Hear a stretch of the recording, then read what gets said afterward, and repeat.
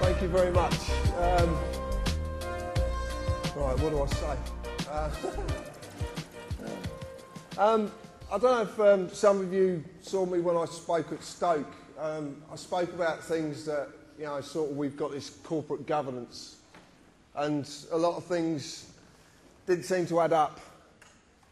And I couldn't understand why everything seemed to be becoming a company or a corporation.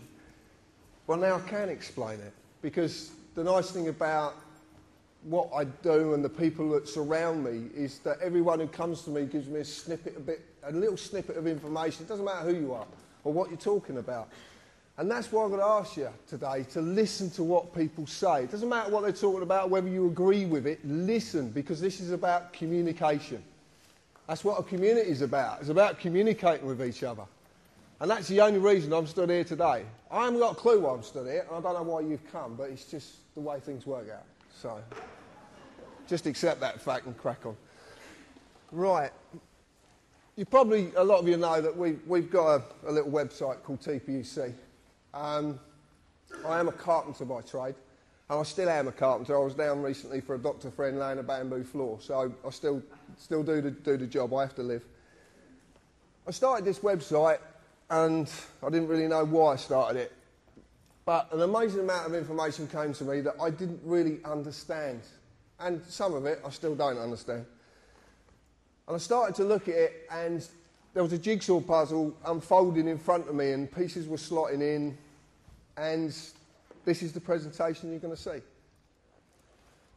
So I want to ask you some very simple questions. And before I start, I want to say that Albert and John are good friends, and I do not disrespect them in any way. I just come from a slightly different perspective. That's all. Okay, so what they've said is very valuable, and I'm not going to diss their information, but I just want to give you another way to look at life as we know it. And the top one says very simply, do you believe that Parliament is elected to represent you and your wishes? Right, okay. I love this. So, right. Do you really know what politics are about? Do we really understand this word politics? Okay. Some do, some don't. Do you know what Acts of Parliament and statutory instruments actually are? Yeah? So we understand what these things are, and we have to live by these things. Right. If anybody has seen a presentation that I've done before, and I've done a few around the country, I know you're going to have a lot of these answers, but obviously there's a lot of people who don't. So for the benefit of them, if we could kind of allow it to just evolve as it will do. Do you know what a constitution really is? And the clue is in the first three letters, con. That's a clue. Like I said, I'm not ridiculing anybody else's stuff. I'm just giving you my perspective of things. I suppose that's what it really is. Do you know what the United Kingdom really is? Do you know what it is? Well, a lot of people say, you know, a lot of people have got this image of what the United Kingdom really is, and it's far from united. That's one thing I will say. Far from united. You live in a society. Can you name it? Oh yeah, you've seen it before. I normally say something very different, but there's a lot of people here, and I'm going to curb my language today. Well, I'll try my best. If you don't like swearing and you are adverse to the odd swear word, then I'll tell you when to cover your ears. Now. No one did it. Right. Are the police doing their job properly?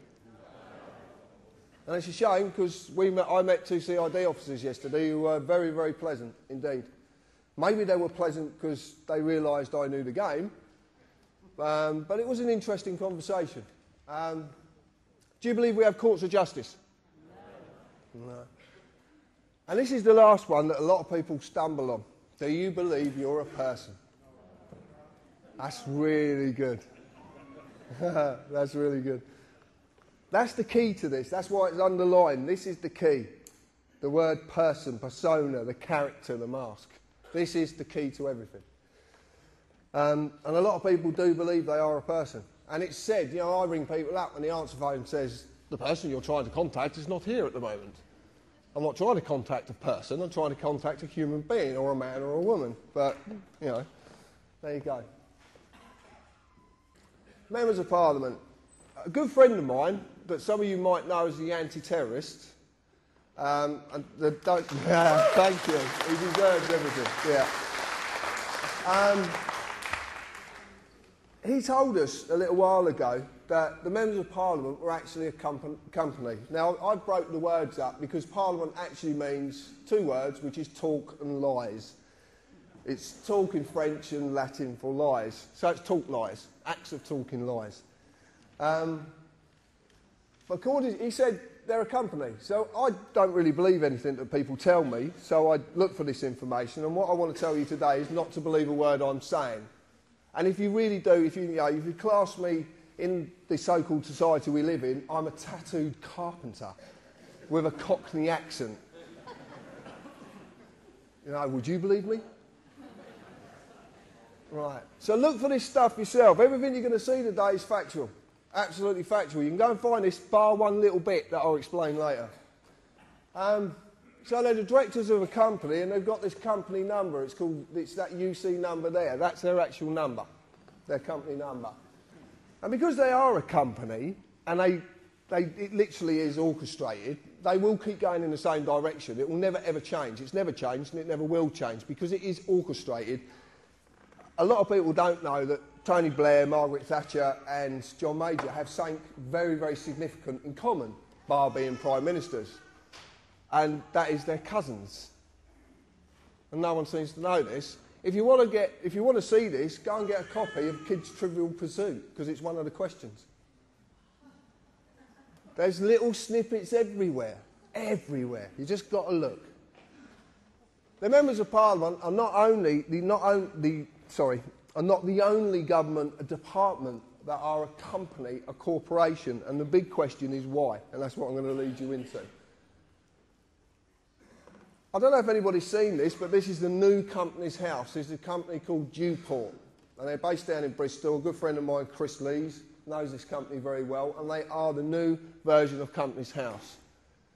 As you can see, there's a lot of the UC numbers, but the members of Parliament quite clearly are on there. House of Commons as a company. That's what you go on Company's House to search for, companies. We use another website which we've had a lot of dissing about. A lot of people have attacked me about it because we use Dun & Bradstreet. I want to tell you a little bit about Dun & Bradstreet. Dun & Bradstreet is the leading business world's credit reference agency. It has about 160 million corporations on it worldwide, and you can check out, if you want to do business with these people, you can check them out. You find out if they're creditworthy, if they've got county courts, whatever. Pay the bills in time. And the members of Parliament, again, are found on Dun & Bradstreet. I used to show Gordon Brown and David Cameron as being companies, but this is the most interesting one. This is Alistair Darling, MP, who happens to be a diplomat. Now, Alistair Darling MP is a trading name of the Labour Party. So the Labour Party trade in his name with diplomatic status. If you understand diplomatic status, that means that certain laws and legal positions can be circumvented. They could actually get round things. One of the things that they did get round, one of the things that they hid, was this information here. We recently did a bit of work and looking into a company called Consignia Customer Management Limited. And out of the blue, someone contacted us who could supply us company credit reports free of charge as well, which is even better. So he said to me, tell me the company and I'll get you the report. Okay, fine. So we put him to the test. And lo and behold, we did it with Consignia. Now, Consignia is a PLC, it's a private limited with share capital company, and its company status is it's non-trading. And it hasn't been trading since the 4th of the 11th, 2002, which is very, very interesting with some information I'm going to give you in a little while. It's a part of a group of 35 companies under its ultimate parent company, the Secretary of State to Trade and Industry. Now, there's a few implications with this, including 2 foreign companies, as you can see up there, including as well 10 Royal Mail companies, the holdings, the pensions, everything. It's all held under this company, under this ultimate parent company, Secretary of State of Trade and Industry. Who was the Secretary of State of Trade and Industry? Mr. Darling. Now, I find that quite interesting, that a government position that is meant to be paid for off of taxpayers' money, off of your hard-earned money that's taken away from you, is the ultimate parent company of a group of companies. But it's meant to be a government department. So what's going on? But it gets deeper than this. It gets even deeper. Because we started to look at the post office, and someone sent us this information just recently, and it actually turns out is if you're on the dole and you get a gyro, you generally have what's called a post office account. A lot of people remember these post office accounts, you get the little books. Well, the post office accounts now are owned by JP Morgan Europe Limited. Now, we've had this confirmed by HM Customs and Revenue. They've actually confirmed that that's absolute fact. So you have a foreign bank now that owns part of the post office. Very interesting. But what's even more interesting is that a non-trading company, since the date I gave you, is trading as TV licensing. TV licensing takes $3 billion a year off of you to a company that doesn't exist, that's part of the Secretary of State of Trade and Industry. Things are not right. Things are not right. I could put a lovely swear word to that, but I'm not going to. I could though. So there's something very, very wrong, okay? And this is all hidden. You wouldn't know about this unless someone like me comes along and says, oh, did you know this? So I started to look at politics, because I didn't understand politics, and certainly didn't understand what Parliament, like, you can understand the formulation of Parliament, the history of Parliament, I understand that. But I looked at it, and I'm not going to read it out because it doesn't need to be read out, because it says exactly what's clear. But the interesting part about it is what policy is, because it's actually a written contract. And it's the contracts that are the most significant here. They're the most important part of this. Because what you live in is contract law. You live in the law of money. They call it the colour of law, the colour of money, but it is basically contract law. That's what you're living in. But it's done via deception, because you just don't know. So when you look at an Act of Parliament, which becomes a statute, which is primary legislation, which in turn is enacted and enforced by statutory instruments, which is secondary legislation. Council tax is a prime example. There's thousands of examples, but council tax is one that sort of hits home with people. Because people I know, when I was speaking to a lady in a garage, and once she'd paid the council tax and all the bills, she actually had £20 to feed her child and herself every week. Now, there's something very wrong there, very wrong indeed. And the government said to her, well, if you quit your job, we'll look after you and pay the tax. But because she wants to go and do a job, she is penalised and survives on £20 a week. Most of you spend more on that when you go out for a meal. Just brings it home. It brings it home. So council tax is a statutory instrument. You can check this out for yourself. Go on the OPSIS site. Enacted on the 1st of April 1993 under its primary legislation, the Local Government Finance Act 1992. Now there's a little trick goes on with this. It's quite clever. Because if they put an act through, which they did the Terrorism Act, is a classic example. Terrorism, well, I'll talk about that in a little bit later, because something very significant about it. When they put an act through, they don't have to enact every part of the act. And have you ever read these things? Oh, dear. They're mind-boggling, absolutely. But they don't have to enact it. What they do is they sneak in a statutory instrument every now and again and enact part of an act. The reason they do this is because once they put the act through, they don't have to put it back through Parliament. It can just be enacted under a statutory instrument. So what you live under mostly is statutory instruments, but you just don't know what they are. Because in all the definitions I could find, and I've searched everywhere to find this because I want to prove myself wrong, because that's the easiest, but it is a created, written, legal contract. It's contract. That's the point. I'd like you to remember that because it's going to come back a little bit later on. So I looked at this so-called society that we live in. And I looked at the meaning of society, number of persons united together by mutual consent, which is very important, in order to deliberate, determine and act jointly for some common purpose. My friend, Mr. Gerrish, wherever he is, will be enlightening you on this later. But society basically really, all it really means is the socially dominant members of a community. The people who actually say, I'm better than you because of my position, because of my status, because of the clothes I wear, because of the way I walk. Unbelievable. They really do believe it. I remember watching, me and my partner Hev were watching, what were we watching? Some Parliament thing, which was quite hilarious, because it's just like going to the theatre. We were watching it, and Hazel Blears was in the panel afterwards, and she said, I've got a lot of respect for the ordinary people. And I piped up, I'm about to swear, I piped up, who the fuck does she think she is?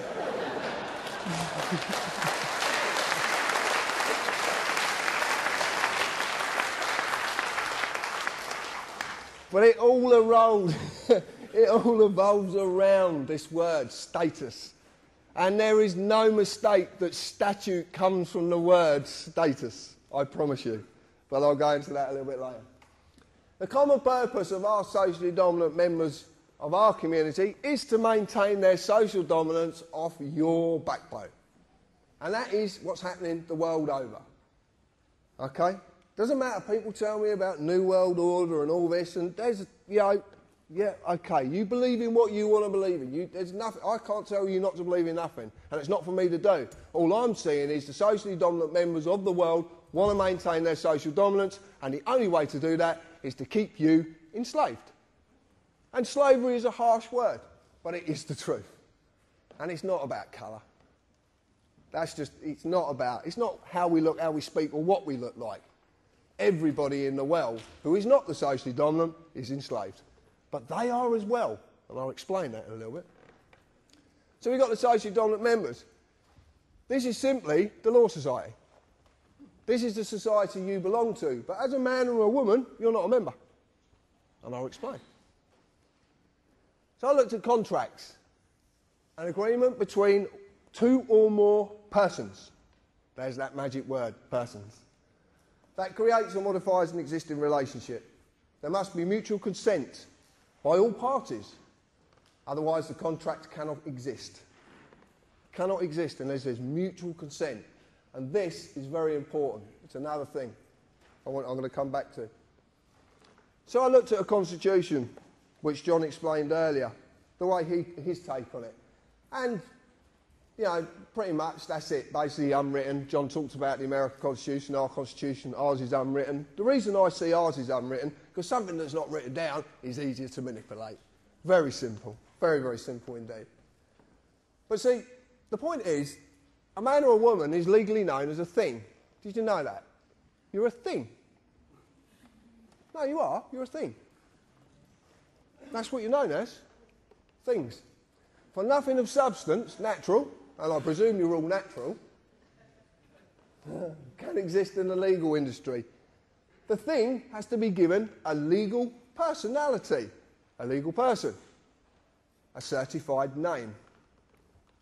A man or a woman is not a member of this society. The certified name, the legal personality, the legal person is. This is all that is bound by the rules of this constitution of the Law Society, which is actually Anderson's Constitution. Now, if you're into the Ministry of Funny Handshake stuff, have a look at Anderson's Constitution. Makes fascinating reading. So what I've decided to do, and there's a lot of help from Richard, who sat in the audience, one of the admin, Heaven, my partner, Dan, a lot of people have given us help about this, and the anti-terrorist again. This is actually what an Act of Parliament is defined as, a statute is defined as.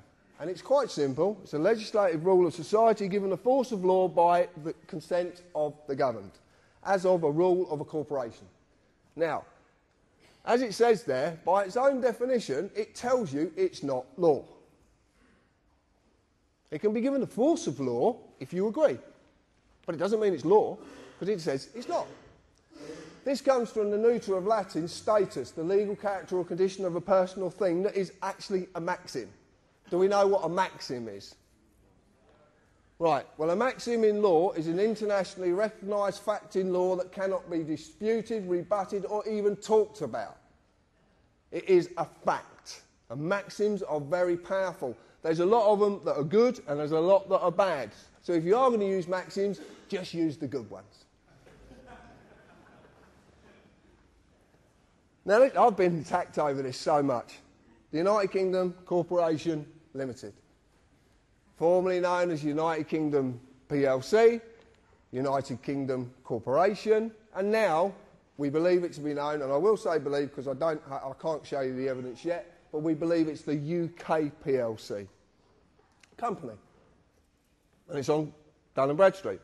So as far as I'm concerned, it exists. But I've been attacked. Oh, you can't take that. It's just a website. Blah blah blah. Okay. So if it doesn't exist, why is it in the Public Records Office being talked about on at least 3 occasions? Why is it there? If it's something that's complete fabrication, that is not, it's got no tangibility at all, why is it being talked about?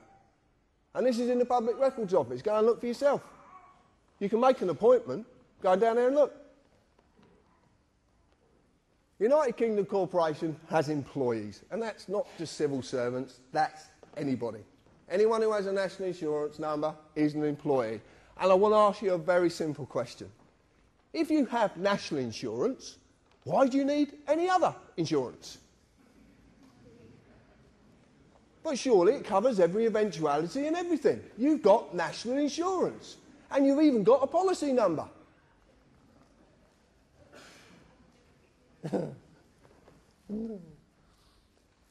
Company policy of this corporation required me as an employee, which I was, to pay tax and follow all the legislative rules of that corporation, in this case, statutes, Acts of Parliament. As in any company, if I break the rules, I'll be disciplined under that company's legislation, which I have been many, many times. Now, the disciplinary procedures of the United Kingdom Corporation are quite simple. See, because the police of the United Kingdom Corporation are all companies. Oh, shock horror. No one believes me. Not companies. Oh, they can't be companies. They're the police. How could they possibly be companies? But they are, because they have to be. As corporate policy enforcement officers, their job is to enforce the rules of the corporation. They're kind of divided in 2, because they have a common law duty, which is the oath of office, which Albert's talked about, and other bits and pieces. And then there's another side to them, which is a corporate side, which is very interesting. All the courts in the United Kingdom, including the highest court in the land, are companies. Every single one of them. And they have to be. If I break the rules, I will get an invite to their place of business to discuss my punishment. And as I've said, I've been many, many times. Many times. Except they are not inviting me. I just thought they were. As you do. And it even seems the highest court in the land, which is... Thank you. House of Lords. Why is the House of Lords a court? Come on, John. The House of Lords is a court because originally, and it actually still stands to this day until the 1911 Parliament Act smashed it to bits, but actually the original system was that any legislation coming into this country had to go past the judiciary. Correct, John? So, the House of Lords was the judiciary. It's part of the judiciary. It's actually the highest court in the land. But it's a company. Exactly the same. All companies. I want to talk about my friend here. And I modelled this on a very dear friend of mine, Mick Reed. And I've got quite a few friends in the police force who I kind of got to know when I was young. Now, I modelled this on Mick because this is how I remember the police. And I know a lot of people in here will remember these people. They're few and far between now, but they do still exist. You just have to try and get through the other part to get to this. But they do exist. So we got this policeman. And when I was growing up, I was a pain in the arse to these old boys. And one particular, I grew up in a village and we had a copper on a push pike, which is not very clever. You know, especially when you're driving motocrossers across the field, you know, he can't really keep up. He did try, bless him. He did try. But his name was Bob Searle, a lovely man. But Mick could have nicked me 100 times, but he knew that nicking me, because I was very mixed up when I was a kid, he knew nicking me would not solve the problem. He knew what I needed was help. I needed to talk to someone. So he used compassion, he used friendship, and he used discretion. And John talked about this a minute ago. This is what a jury holds. It's called discretion. This is why nullification of a case can be performed by you, because you can go against a law or a corporate act policy if you believe that policy to be unfair in them circumstances. This is called discretion, and this is what these men and women have, discretion. It's a very, very big part. Duty under the common law of this country to serve and protect and uphold the law. There's a massive difference between upholding the law and enforcing something.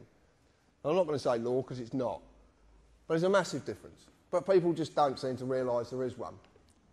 And these were there to serve and protect us. Now, I've heard people say that women have been on the streets and they actually in fear because of a police presence. Now, surely, if their job's to protect us, you'd be all right with the police being about. You'd be quite happy. Oh, the police are there. Fine, I'll just crack on. They're there to protect me. Now, oh no, they might nick me for something. Because we're all in fear. And now, we got better coming. We got better. So we're frightened of these people now. But they're there to serve and protect us. They're there to help us. So what comes along? The Gestapo. And these are the Gestapo. Yeah, I mean, they're getting more like cyborg. They have actually cameras on their head. Have you seen the cameras? The cameras, yeah. So, yeah, I mean, they're actually taking films of you while you're talking to them and stuff like that. But these are the Gestapo. They are dressed to intimidate. Some of these people, I believe, if you actually sat them on a chair and asked them to get up, they couldn't get up because of the amount of clobber they've got on. But these are corporate employees. They're revenue collectors. They're there to enforce the acts of Parliament upon you. They're there to enforce contracts. That's all they're there to do. And they do. Every time you get nicked, and I know, when I've been nicked, they always tell you what you've broken. This legislation or this act, blah, blah, blah, blah, blah. They seem to reel it off. It's quite clever how they do it. But it's always an act. But the clue's in the word, act. It's an act. That's why they call it acting. But it gets better. Because now we got these.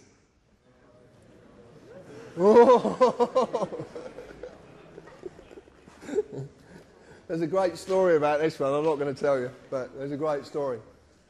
So what we've got is we've gone from all of this to these. And this is, as you know, a police community support officer who actually has no powers whatsoever. Nothing at all. But we know that they were given a warrant card and a copy of PACE and told to put it somewhere because you're not going to quite need it yet, but you will in the future. Now that's a very interesting thing to say to someone. They definitely are a corporate employee because they hold no oath of office. Absolutely no oath of office whatsoever. So, the way this country is structured is, unless you hold an oath to the Queen, to the Sovereign, then you have no authority. And how it simply works is this. The Queen is the highest authority in the land. because she is a representative of our sovereignty, because we're actually the sovereigns. We didn't do it, but we invest that into the Queen, and then everyone who's taken authority has to have an oath to the Queen, i.e. the judiciary, the police, MPs, the Lords, all of them. They have to have an oath. And this is why these people are on the streets without an oath, because this is to get you used to people who can't have any authority, having authority under a corporate banner for a very, very specific reason, which I'll lead into. Now, I want to explain something, because people actually say to me, you're against the police. I am not against the police in any shape, form or fashion. I just want them to do their job properly.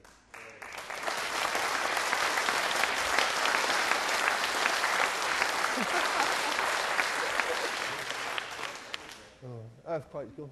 Right, we're okay. So, I've done this, and it's absolutely true.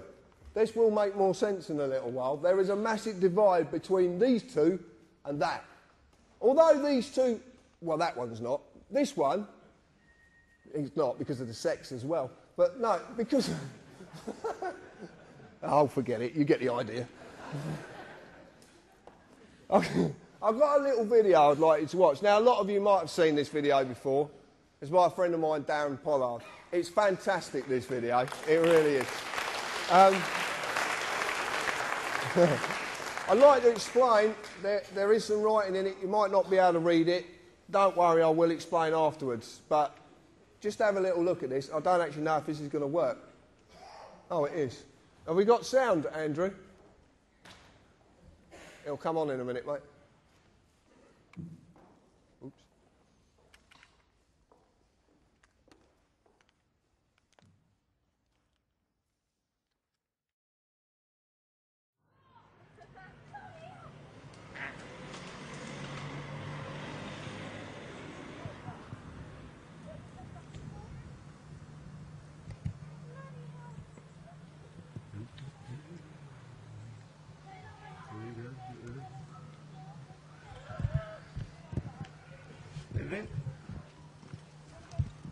Put the camera down for us, mate. What? Can I help you? Put the camera down for us. What? Whoa. I'm in my own garden here, mate. Okay. What, you come bursting down? Filming the police? It's not an offence at all. It is, sir.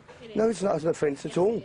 No, I'm a filmmaker, mate. I know the laws. I've been doing this for years, mate. I film the police all the time. It's not an offence. Okay. We're telling you What section is it an offence under? Okay. It's an offence, sir. What section is it an offence under? I'll find out for you. If you can switch the camera off. No, I can't switch my camera off.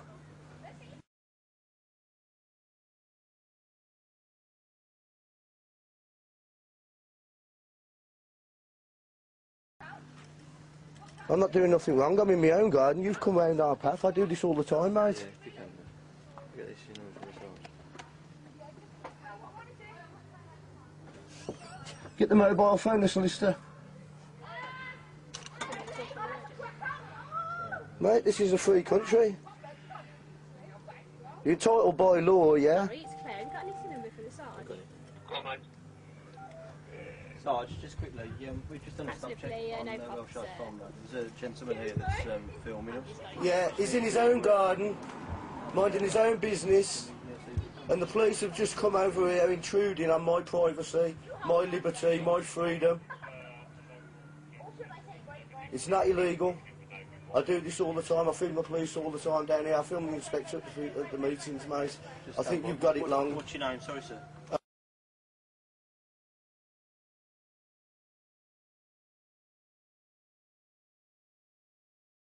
I think you've got it wrong, right? You know what you ought to do, mate? Do you know what you ought to do? If you don't like me filming you, you do what I do. You go to see the MPs, yeah, and get them to bring it up in Parliament so they can change the laws. But don't come and harassing me over it. Your name? Sorry, sir. It doesn't matter who I am, mate, you know. Okay. You're not number 58. You know. I'm not doing anything wrong at all, mate. Nothing wrong at all. You just took it on your own head to come over and harass me, you know. This is England, mate, you know. Yeah, it's from 58, sir. This isn't communist China, you know that, mate, don't you? I think it's terrible what you're doing here.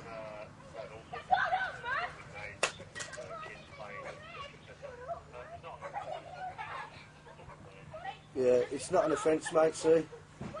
We can more pick that up better than your ears. Pardon? I said my camera would pick it up better than his ears. Pick what up? It doesn't matter. What do you mean, pick what up? It doesn't matter. You're just trying to make an issue here and I'm not biting for you. I'm not doing anything wrong. What did you say? I'm not doing anything wrong. What have you just said to that? It doesn't matter. I'm not doing anything wrong. I haven't done anything wrong. What are you trying to make an issue for? I've not broken no laws. You come over here harassing us, mate.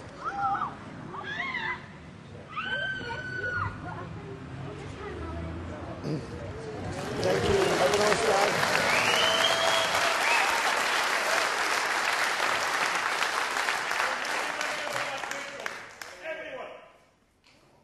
What was that?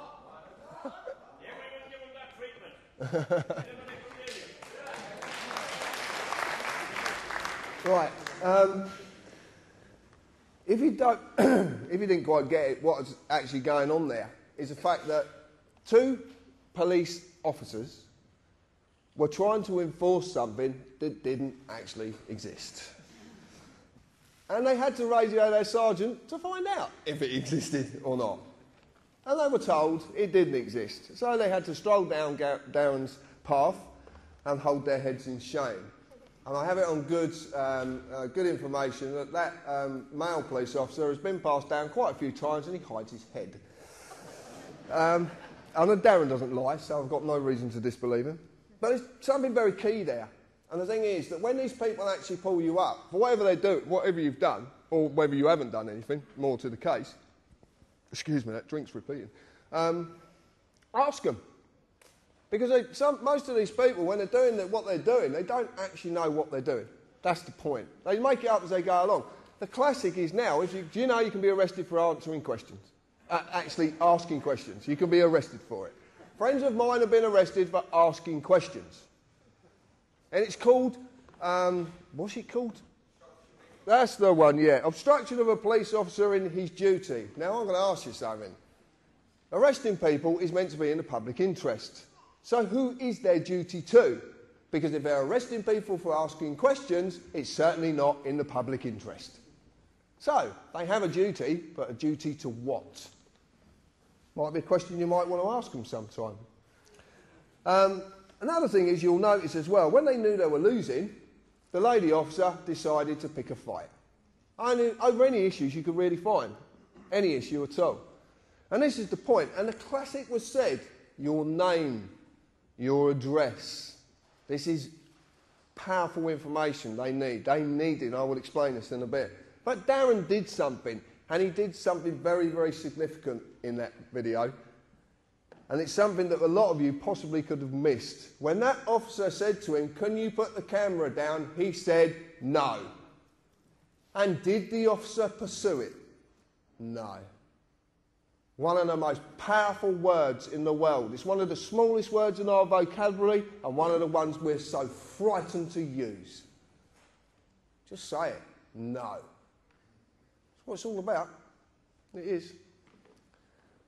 Greater Manchester Police, Essex, Kent, Surrey, Dorset, Lincolnshire, Staffordshire, Cleveland, Merseyside, Warwickshire, all companies. City of London, companies. All registered as companies. They are all companies. This is some interesting information that come via one of our researchers up in Lancashire. And I did find this fascinating.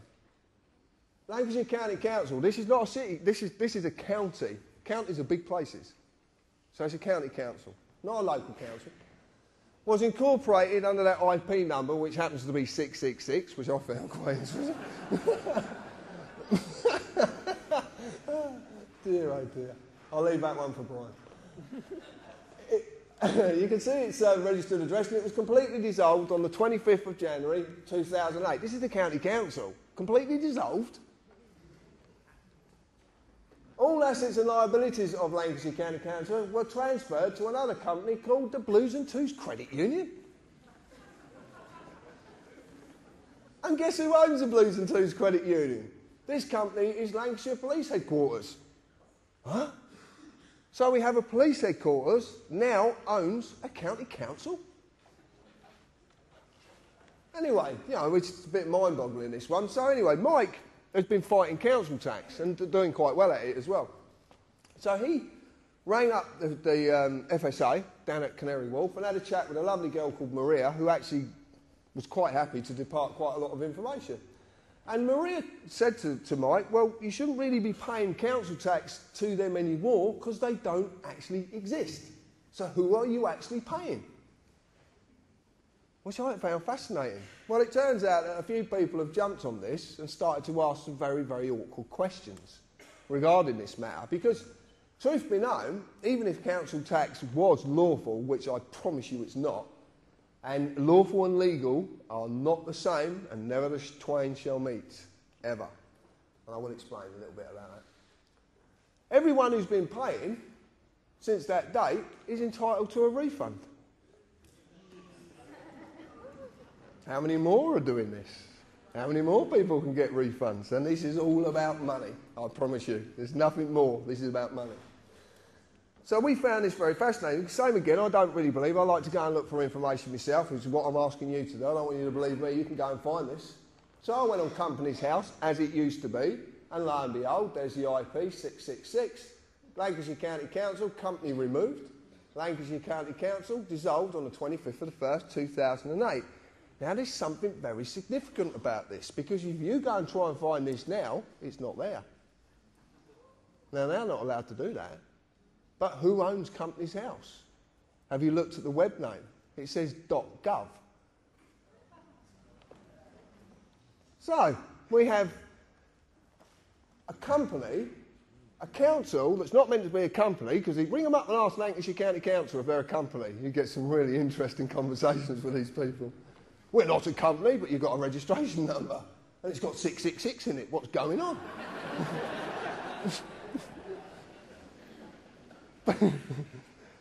See, a company can't have any authority. I'm going to explain this later, why companies and corporations can't have authority. They can't. And it's quite simple, but I'll explain it. Anyway, so I went on Dun & Bradstreet, and lo and behold, Blues and Twos Credit Union, Lancashire Constabulary, Federal Office. Federal? Are we a republic? I presume, I always understand we're a sovereign nation. Or are we? Or have we been a republic for a lot longer than we could possibly imagine? But I'm not going to talk about that now. I'm bringing a book out and just get you to buy it, that's all. Right. This comes to us as well, which is fascinating. Devon and Cornwall Police. Devon and Cornwall Police have been taken over by a company called South West One. A police force, a whole county police force, is being taken over by a private company. South West One is part of a group of companies whose ultimate parent company is IBM. Yeah, you know about IBM. Right, I don't have to say anything. And this is a police constabulary. A public service paid for by taxpayers' money, well, supposedly, who only have any form of authority because they hold individual oaths. This is what I talked about with the police. The police service as a whole doesn't hold an oath because it can't. It has to be every man and woman in that service. If it's for me, I'm busy. I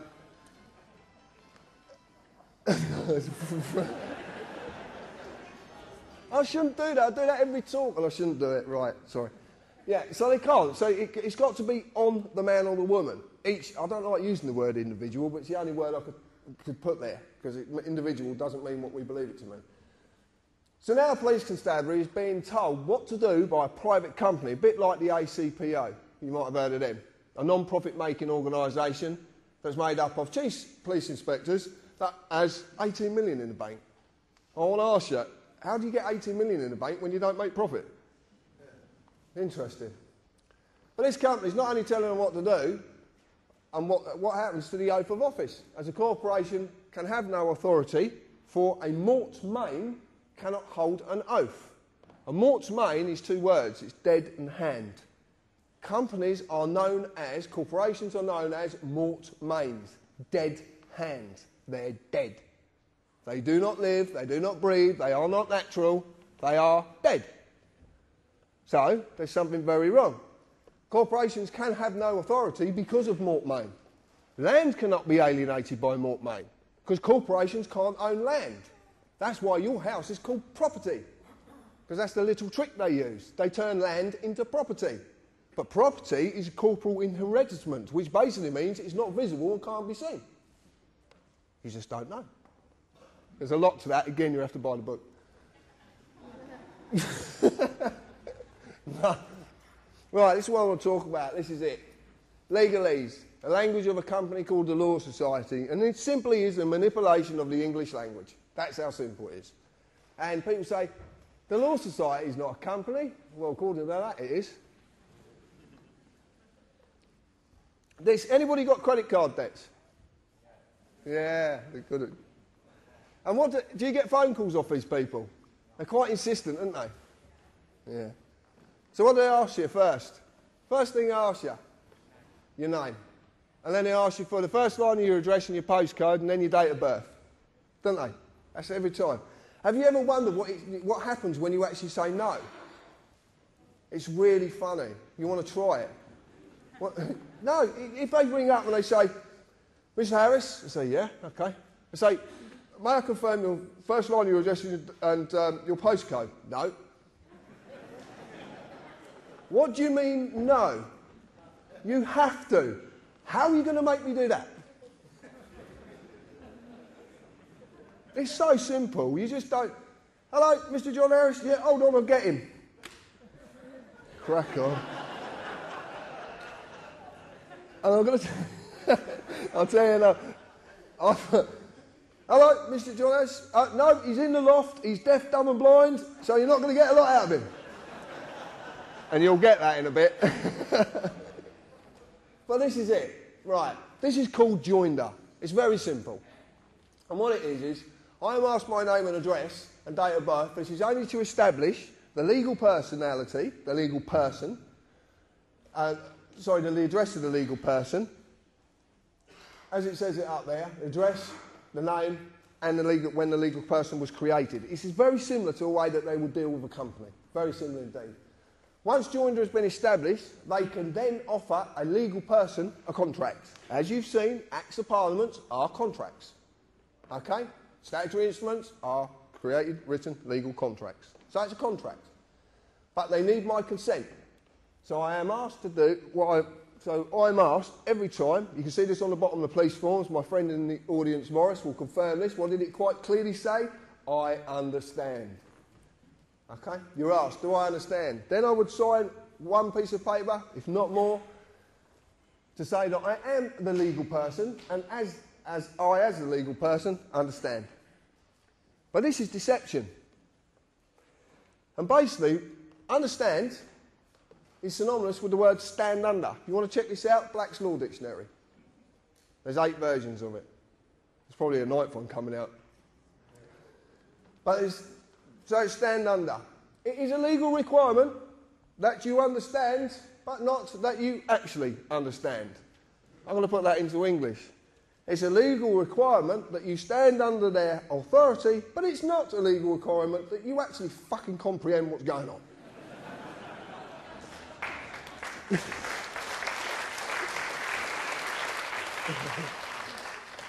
During any process I am subjected to by the corporate officers, I will be asked at some time, do you understand? This is simply about getting your consent, because you have to say yes.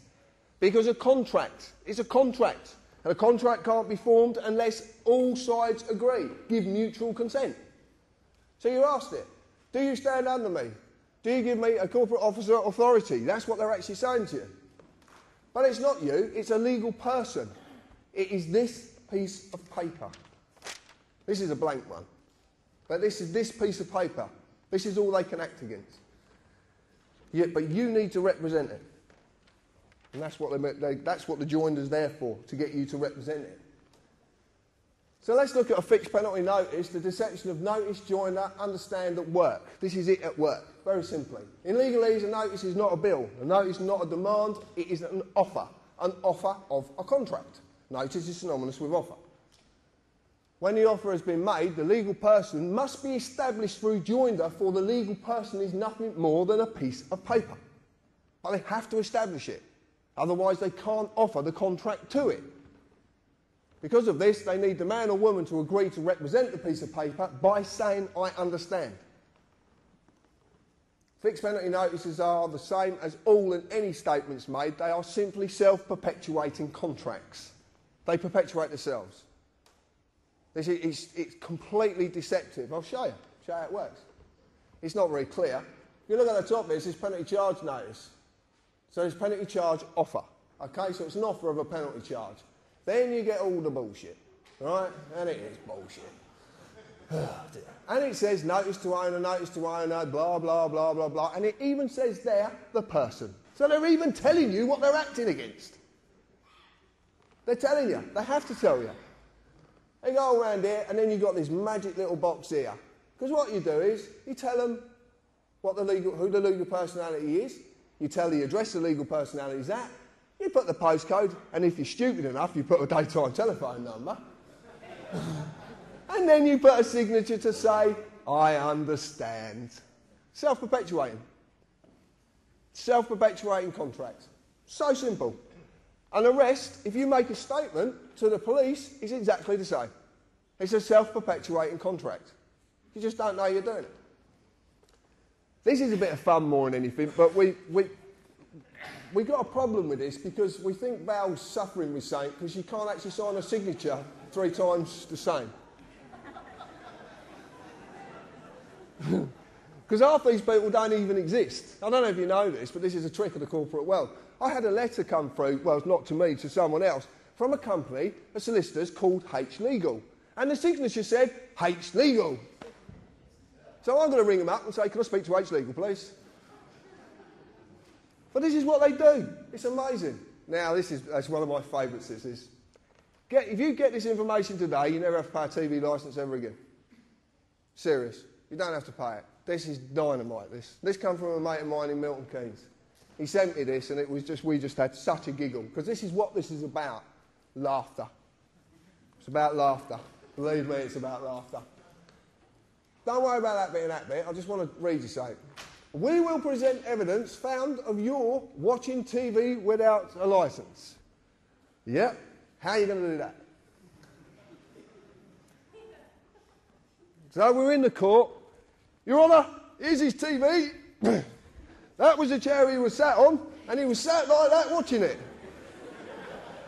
Your Honour, I was outside the window with the video cam, and I caught him. What an utter bollocks. But it's true, I mean, they can't do it, so they have to fool you. And this is dynamite, this is genius. Whoever come up with this stuff is a genius. I'm going to say that open-heartedly because it is so simple. But it's shrouded in complications, so you don't understand it. That's the idea of it. But it just took a simple carpenter, and believe me, I am simple. Right, let's change the words. Let's use legalese on this, okay? We talked about maxims in law, internationally recognised facts of law. This one's a maxim at the top. It's called the inclusion of one is exclusion of another. This is a very powerful maxim. Now, it says here, which may include a statement taken under caution by one of our enforcement officers. Sounds ever so threatening. Shaking your boots. But if you legalise this, you'll find that must is synonymous with may, so in this case may becomes must, which says which must include a statement taken under caution by one of our corporate enforcers. Because of that maxim, anything after includes is all it includes. So basically, you convict yourself. You make a statement, and guess what you do? Name, address, yes, I was watching television, blah, blah, blah, and you sign it at the bottom. Self-perpetuating contract, then off you toddle to a court because you think you're going to get justice, but you're actually going to suffer a thing called summary judgment because you've already established your guilt. They don't have to establish anything. This is the simpleness of this. This is how clever it is. It is so simple. A statement, actually, when you break the word down, means to set down lies. That's actually what it means. The point is, you've been conned. When you look at the wordings of all these documents and you start looking at the legal world's documents, believe me, you can tear it apart. When you've just got a little bit of this information, you can rip it to pieces. You really can. So watch for this. When you look at their documents, watch for this. Summons is a deception as well. Summons is synonymous with invitation. So you're actually being invited because you can't be forced. That's why must is synonymous with may, because you can't be forced. You can't be forced into a contract. They can't force you into it. Because it's not law, you can't be forced. So they have to trick you, deceive you. This is the classic one. They are inviting a legal person to a corporate place of business. And believe me, they are corporate places of business. They really are. A legal person is just a birth certificate, a piece of paper. So if they ask you to go to court next time, send them the birth certificate and tell them to crack on.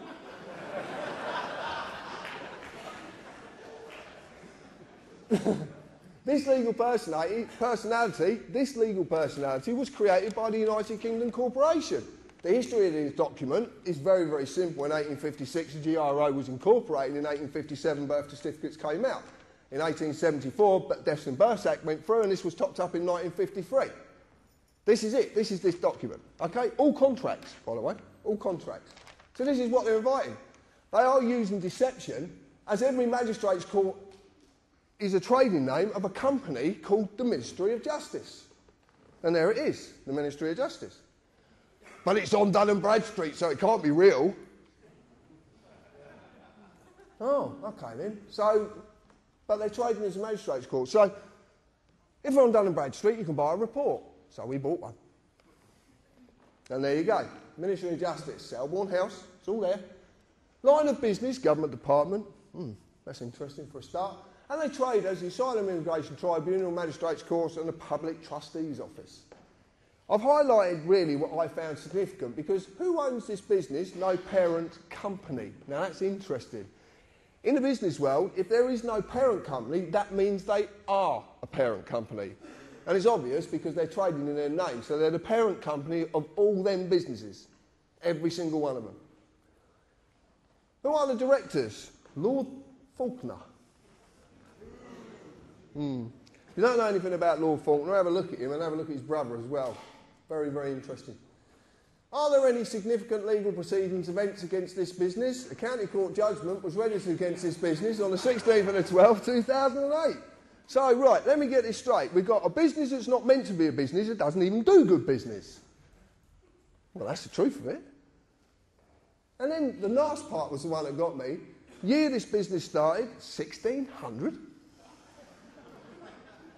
So anyway, we rang up Ministry of Justice and asked them a few questions. And they didn't want to answer. I'd ring up Parliament, they'd get really snotty on the phone with me. I'd ring up Buckingham Palace as well, they don't want to talk to me either. And all the House of Lords, they're very interesting, these people.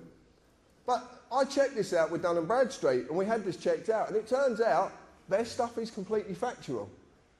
There was someone that I was recently, I've got to tell you quickly about a friend of mine over in Wales who rang me up, and he's a lawyer, he's a statute lawyer as well, constitutional lawyer, and he rang me up, named Martin, and he got a lovely Welsh accent, and he said, John, he said, do you know the name for the legal world, the legal system? And I said, no. He said, well, the Latin name for it is bollocks. But you're laughing, but it's actually B-O-L-L-O-X, bollocks. And bollocks means to set into confusion. Aha! So he was right, he was just leading me along a path, and I laughed just the same as you did.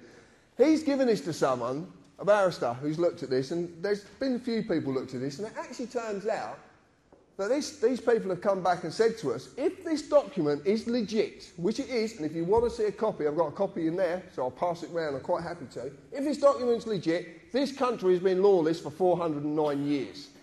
Because the whole justice system is being dealt with by a company. And this makes complete sense when you look at the history of between 1600 and 1717. Again, you have to buy the book. Anyway, when you've bought a report, you can track a company in case there's any adverse credit issues come up. So we decided you have to pay for it as usual. And it turns out that payment performance of the Asylum Immigration Tribunal had gone down to 31 days. And it's actually a blue star, which is pretty bad in Dun & Bradstreet, basically saying don't do business with these people. Really don't do business with them. But what's interesting is we brought this out of the Foundry, and we talked about this, which a few people will know about. About 2 weeks afterwards, there was a little fire in the city. Guess what building burnt down? The Asylum Immigration building. That building broke down. And all the records. Rather convenient, isn't it? It just shows you there's so much you don't realise that's going on. But this is all heading in a direction which I'm going to get to rather quickly because I'm running out of time. I want to talk about deception in the name because this is very important. If I go to a court, as I've just shown you, a corporate place of business, as the accused, if you go into a court, you're the accused. Point blank, you're the accused. I would be asked to confirm my name. They even would presume to know who I am. The reason they know who I am is because I would have been an idiot beforehand and wrote a statement. So my name is on the top of the statement. So simple. And it is the full name entered on my birth certificate, the legal person. Mr. and the titles are just the legal status of the personality. And I've never been asked for that. I've never got asked for it once. But who is the accused?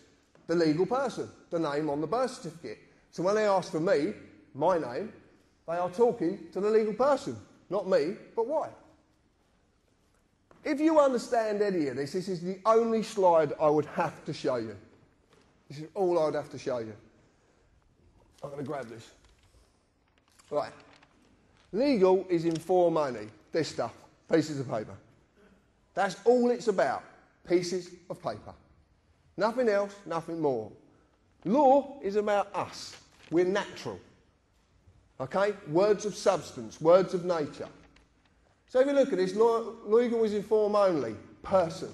A man or a woman is a substance of words of nature. Legal is the antithesis of moral or natural. It's the exact opposite. Nothing can exist in the legal world unless a piece of paper says it exists. That's its legal personality.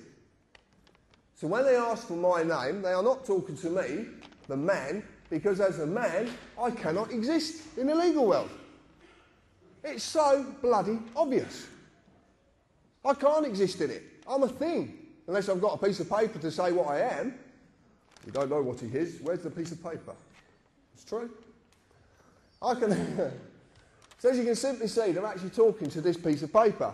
But you're not told this. And there's a specific reason you're not told this. This is the easiest way to break this down. Natural law and common law is actually meant to be a mirror of natural law, and natural law basically is two simple values, harm and loss. That's all it has to be, nothing else. It covers every eventuality. So you've got natural law, that is actually me. That applies to me. Acts of Parliament statutes, the statutory instruments which I've shown you, are contracts that only apply to the legal personality. But because that's just a piece of paper, they need me to represent it. Now, I've shown you that the United Kingdom is a corporation. I've shown you what the Acts of Parliament statutory instruments. I've shown you the corporate police and the corporate courts, and that's what they act upon. Exactly the same with the councils. That's the system. That's how simply it works. If you look at it and you actually go in your heart, which the lady spoke about earlier, the only basic principle that any nation really need to adhere to are those of natural law, which are harm and loss. You don't cause anyone any harm or loss in your words or your actions. That's how simple it is. As you have seen, the Acts of Parliament statutes only apply to the legal personality, the name, the birth certificate, a piece of paper. As you've also seen, they need a man or a woman to consent to represent the legal person because a piece of paper can't walk, can't talk, and it can't pick up a pen because it's stationary.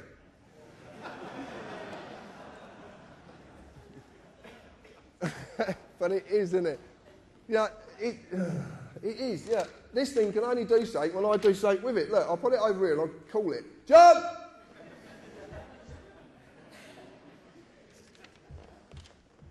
It needs our energy. It needs us to do something. And that's the clue. That's the clue of how to reverse all of this. It really is. Consent can be given in inaction or action. So basically, if I say to you, do you understand, and you nod, that's inaction. If you sign something, that's action. It's that simple. So how did they create it? The legal person, the given name was created when my birth was registered and evidenced by my birth certificate, a piece of paper. Man created government, which in turn created legal personalities. This is not me, it's a legal fiction I've been falsely identifying with, as most people have. I don't get to say what its rights and duties are, the United Kingdom Corporation does. They created it, but it had to mislead me into doing so via deception. This is the easiest way to put it, and the way that people sort of kind of come to this. Obviously, you know, I'm a man. I exist naturally, and I was created by my mum and dad. Yeah. And I understand it was a pleasant act, but I just don't want to know the details. Subject to common law jurisdiction. Must never harm or loss or cause another any form of loss, and I have a free and unlimited ability to do as I please, as long as I adhere to these two very, very basic principles. And that is where we're all going wrong. The legal person, John James Harris, is the given name which is wrote on my birth certificate. It's a fictional legal entity created by the government via the birth certificate, and it's subject to civil policy jurisdiction. Must fulfil all duties given to the government by the Acts of Parliament, blah, blah, blah, tax and all the other crap. So we looked at person, and we found that it includes natural person, firm, co-partnership, association. I won't carry on. Well, Richie, one of the admin who sat at the top there, actually says, well, how can you define one word using exactly the same word? Because that's a mockery. You're failing to define anything. This is in Black's law. This is the lawyer's Bible. And I know it's their Bible because I had a lawyer turn up at one of my talks with his Bible, trying to take me down with his Bible. And it didn't work. But, in context, that which follows controls, which precedes. Bouvier's 1870. I've lost my piece of paper. Natural person, contextually, person follows and controls, and naturally is lawful and therefore null and void. Now, in English, that means that this piece of paper cannot control me. Because I'm natural, and this is just a piece of paper. So natural person cannot possibly exist. But the lawyers all know this. This is what they use. This is what they're taught. And I actually spoke to a law student once, and I said to her, why are there 8 versions of Black's law? Why are the words changing in 8 different versions? Why don't they stay the same? Surely if a word's defined, then it won't change. If it's defined in a dictionary, why would it change? Oh, well, you know, society, but... Society. When I talked to this law student about it, she said, it's not for you to read. Oh, yeah, what are you hiding then? There's a lot in there, you want to read it. Deception of the personality. I'm going to cover this very quickly, but most men and women believe, they do believe you are a person, you have a personality, you have it ran down your throats. There's no wonder you believe it. Everything's about person and personality. The personality is a social mask all men and women wear. This is simply the ego, which needs status and control. This is our world. We live in the world of the ego. We live in the world of status. And believe me, I'm battling my ego, and this does not help. That's why it don't help. But this is why this deception works so well, because it mirrors something that is naturally going on inside you. This is a battle you go for. If you're willing to take this battle up, if you're willing to take this battle up. Now, I'm not a religious person. I'm not. I'm not a religious man. I know there's something there, I just choose not to call it anything. That's it. And I don't want to know, to be quite honest with you. I do know there's something, I just don't know what it is. Someone told me the story. I looked at the story of Jesus, and I take what everybody says and I accept their views, so I just ask you to accept mine. I don't believe that Jesus died if he did exist. I believe he did something far greater. He sacrificed his ego. He sacrificed his personality. Because that's what this is really about. He actually sacrificed it, because the only way you can truly live and the only way you can truly love is to get rid of that thing called the ego. We live in an egotistic world. Everybody, look, I've talked about President Obama on Red Ice, and I talked about this, and it's like President Obama is a man, but because of his ego and his status, he believes he now has the right to go into a foreign country and kill people. This is the problem with the world we live in. It's about this word, status. It's about the ego. And I've realised it because I've got the biggest ego in the world. I'm an arsehole.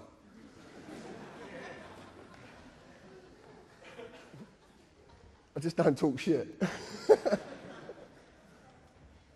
It's true. This is absolutely true. It preys on our need for betterment and status. It's a need for control. This is what we want to control every situation. If our ego's not right, it goes into overdrive. I've seen it, the battle of the egos on the forums.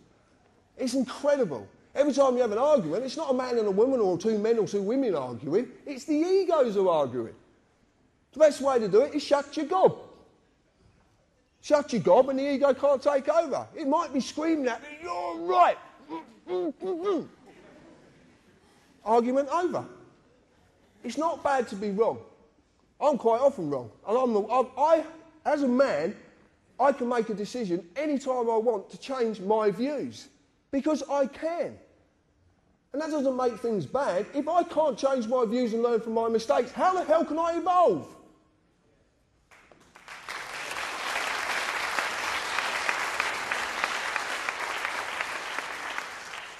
This is a deception.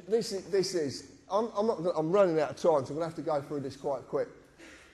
But your parents basically submitted a form, they registered you. And it's exactly the same as when a company's registered. And if you look on your birth certificate, it actually says the birth certificate is not evidence of identity. So it's actually telling you, quite clearly states, it has nothing to do with a man or a woman. It tells you. It's written on it. Also, the fact it holds a Crown copyright on it. So it's not even yours. The same as money. Money's got a copyright on it. It's not yours, it's just a product for you to use. Deception of registration, this is absolutely true. Consider this. Could the government actually take my car away and crush it if I lawfully owned it? Could they do it? Why can't they?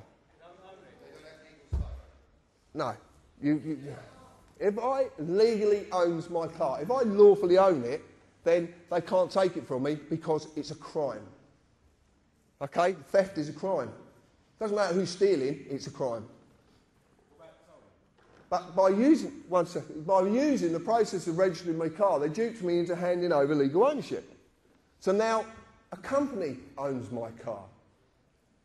But that's a very unique situation, because if a company owns my car, hold on a minute, I've got this V5 document that says I'm the registered keeper. Hold on a minute, I'm the owner. No, you're not, you're the registered keeper. Okay, so if I'm not the owner, that means who I registered to is the owner, which is a company. So, that's very interesting. So, this works with your children exactly the same way. Exactly the same. And they are, see? Car is legally owned by a company, Department of Transport, Traders DVLA. All I'm going to say to you is, if you get a parking ticket that says it applies to the owner, send it to the fucking owner.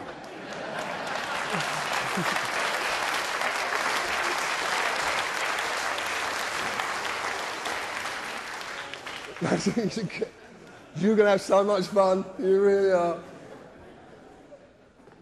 Right, why the government companies? This information is from our search provider. This is this gentleman who come along, and I must say thank you, Russ. All government companies seem to have the same prefix at the beginning of their company number. They start with UC. Now, we believe that means under charter. It could mean unincorporated. We're not 100% sure. But UC companies and Royal Charter companies do not have to publish their accounts as they are exempt under law. Well, that's a bit of a... So if you do start a company, apply for a Royal Charter, because you're exempt under law, you don't have to publish your accounts, you can do what you want. It's true. The service they provide us with is a business-to-business service, and they do not include government corporations in any of their services. Government corporations? We're going back to this company thing. What's going on? So why companies? Let's answer the question. As you see, the Acts of Parliament are enforced by statutory instruments which are in fact contracts. But a contract can only legally exist between two or more persons. What's a company when it's been incorporated? What does it become? A person. It has legal personality, so it becomes a person. So then it can do business with another person under contract. This is why they're all companies. But there's a bigger reason to this, but it's just part of the reason.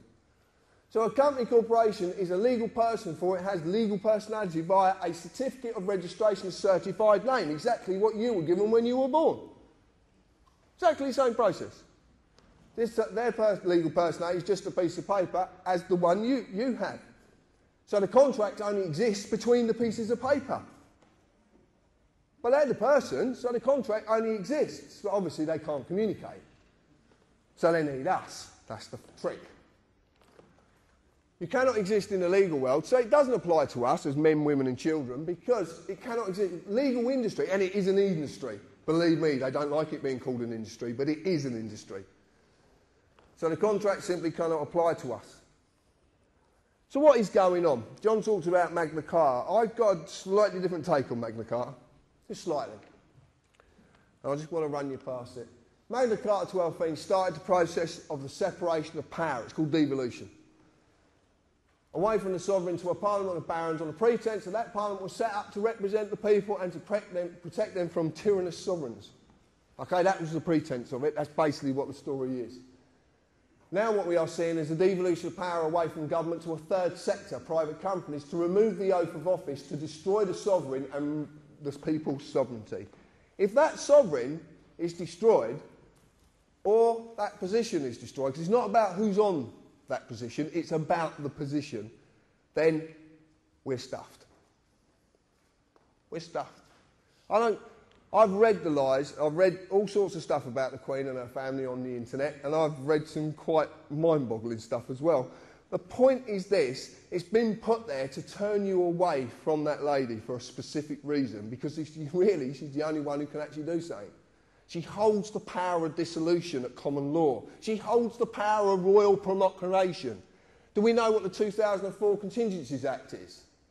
We've heard of this document. It's a very damning document, isn't it? But do you know, written in Oxford Law Dictionaries 2008, that the Civil Contingencies Act of 2004 cannot be enacted without royal proclamation? I can't say that word properly, so please, I can't say it. I can't, bollocks. But it can't be enacted without her say-so. She has to declare a state of emergency. You've been turned away from that lady for a specific reason, a very specific reason, because of that power of dissolution. What happens to a company when you dissolve it? Gone. I'm going to get to it in a little bit. This is to finally create the corporate republic, to stop everything that was created from this island being uncreated, because the world suffers at what we created, not us. Our ancestors created. 52 countries in the world suffer under our hand. Probably more actually now. But they suffer under what was created from this country and went out with the fleet. That's why it's called fleet law. But they have a problem. For as long as I live and breathe, this island, its people and their descendants will never perish. And I'm going to explain why. Nor will their sovereignty. A little while ago, well, about a year ago, I marched myself off down to Buckingham Palace and decided to serve papers on the Queen. Most people actually believe I was out of my mind. What I'm going to say is, I was. Completely out of my mind. And I like being out of my mind. It's a very nice place to be. I really do. So I goes down to Buckingham Palace and I met a very friendly policeman with a very, very big machine gun who said that I can't serve the papers. So I devised a way of getting the papers to the Queen. Now, I didn't know actually what I was doing. I just knew my heart said it was right to do. So I went down there and did it. Therefore, there's an affidavit, the maxim on this, there's an affidavit that unrebutted stands as truth in law. I served affidavits on the Queen, 2 documents. I gave her 40 days, based upon Article 61 of Magna Carta, not Article 61, based upon. I made that mistake. Therefore, with this lawful affidavit, there is no higher authority than me. I am sovereign in law, as I have removed authority from our representative, our sovereign, until such time as a true representative is our sovereign. Now, what this basically means is, because the Queen is the highest point of authority in the land, she only gets her authority from us. So that means I can remove that authority any time I feel fit, if I feel that things have gone tits up.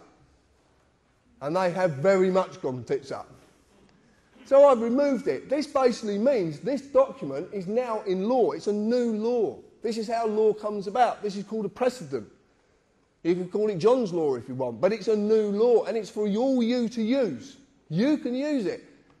You go into a court of law and you use this document correctly, you can actually prove to a judge you are the highest authority within that court and there's nothing they can do. Nothing. Because this removes their authority. They have to have an oath to the Queen to take their position as a judge or a magistrate or as a recorder, which is a barrister who's learning to be a judge. So if they have to have an oath to the Queen, you've removed the power of that oath to have any form of authority. You become the highest authority and that law that can't be rebutted. We've got them we've got them. Whatever way they turn, they're knackered. Now, they're ignoring these documents because they daren't face up to it. They really daren't face up to it. It's actually gone nowhere near the Queen. It probably ended up at the FCO, Foreign and Commonwealth Office, which is probably the best place it could go. We, the people of this island, have the power to simply say no. This affidavit says no. You're not doing this anymore. I'm putting an end to it. All the people of the Commonwealth can do exactly the same. And the reason it was based upon Article 61 is because it's lawful, peaceful hindrance with no violence. No violence.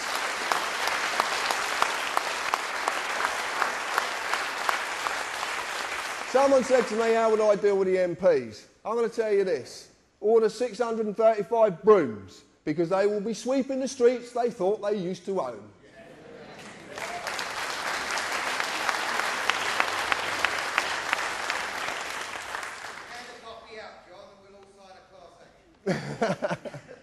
Oh, and we just found out as well, you don't need solicitors anymore. 3 people can do this. Just 3 independent people can sign any affidavit. So we're even going to start the corporate body having their money. Okay? So you don't need solicitors. Come and see TPC members or go and get your friends together and you can sign these documents and get them off. You don't exit the system. You don't do anything. All you're saying is, this is what needs to happen. We need to reclaim the sovereignty, and this is how it's done. This is the clue. This is it. This is what you can use. Once you understand what we're doing, you have to have a certain amount of gumption about you to do this, and it takes a bit of strength to do it. The lady said earlier about having courage. I don't see it as courage. I just see it as using your heart to allow you to deal with situations and not your mind. Your heart will deal with everything peacefully. Your mind will enter into the ego and, lo and behold, things will happen. To survive without money is nearly impossible in the world we live in. But that does not mean just some of us are enslaved by this product. It means all of us are, everyone. And that's the key. My daughter said to me, she's 13 years old, she said, Dad, if we're in debt, print more money. And that sparks that, because I love the way that kids do things. They just see everything so simply. And the interesting part is, it's true. If you have the power to create money, why would there ever be debt? And if there is debt, it's there for a reason. So what we decided to do is a bit of fun, if you might want to do this sometime. A little while ago, we started to write of what with a question mark. And we're sending them back. Just a bit of fun. But you could add... and also, as well, there is a copyright, so it's not yours. Nothing to do with you. It's just sort of product for you to use. Money is everyone's lifeline. Money is not a valuable commodity. You are, because of what you do. The work you do for that money. Because without you, this whole country would grind to a halt. It's so obvious. It is so obvious. Okay, it's what Gandhi did, basically. Exactly what he did, until 1946. The only way that you will do that work is to be promised to receive money for that work, because you need it to survive. And most people do only survive. They do, simply. You know, there is a lot of people who are fortunate enough not to just survive, but there is a very, very good amount of people in on this island who just survive. And that's very sad, because my one belief in my heart is that no one should have to pay to live. No one. Companies and corporations only exist because of money. The money they receive from you is simply their lifeline. A lot of the time to feed their greed, to maintain their delusion of status and to maintain their social dominance. Because that's basically what it's all about. That's what it all boils down to. But the simple question is, what happens to these companies and corporations when everyone says, no, we're not paying you anymore? They cannot survive. If you have a company that issues parking tickets and no one pays the parking tickets, what happens to the company? Exactly. Now this is something we can have a lot of fun with. We can have a lot of fun with it, believe me. So this is the conclusion. Simple conclusion, don't give them any money. Keep it yourself. And you can use so many tricks. There's so many things that I do. It's so funny. And it is about fun.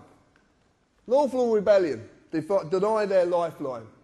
This is what I do. And I just simply do this every day. I peacefully resist all claims against me by refusing to represent that piece of paper.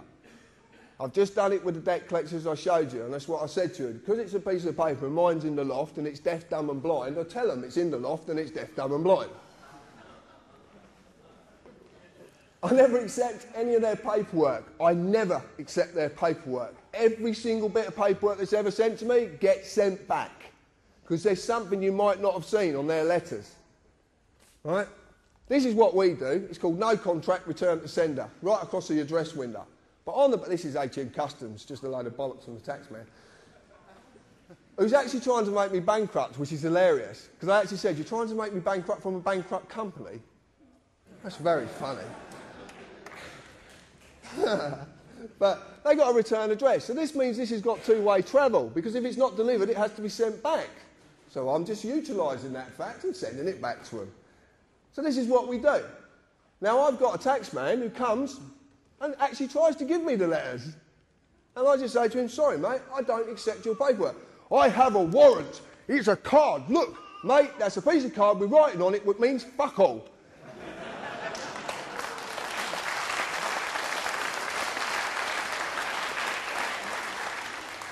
You learn this, you can have a lot of fun, but you got, and oh, you do. So funny yesterday with two CID officers. They said to my partner, you have to sign this. I said, no, you don't. And he says, actually, he's right, you don't have to. It's true.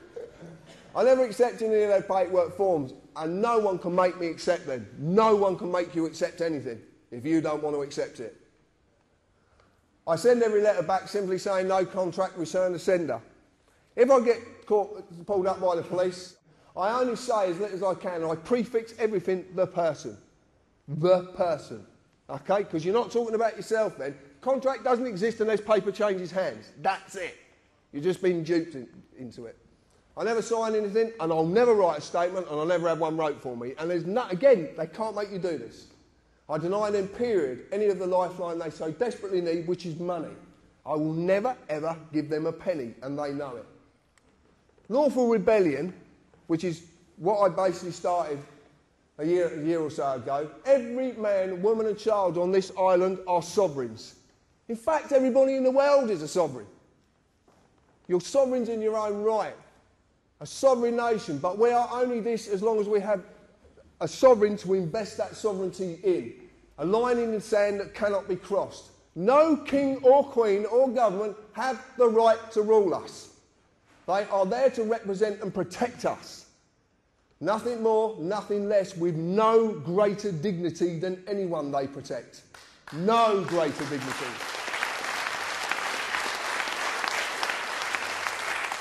All the power within this island is held by you and granted by you. Everything that is wrong can end when you will it to. Everything can end when you will it to. We must allow for that line to be drawn in the sand once more. This is lawful rebellion. That is that line. We have to draw the line. Us. What have I done? Nothing more than realise I can say no. And I am going to say no, and everything's going to be okay. Thank you.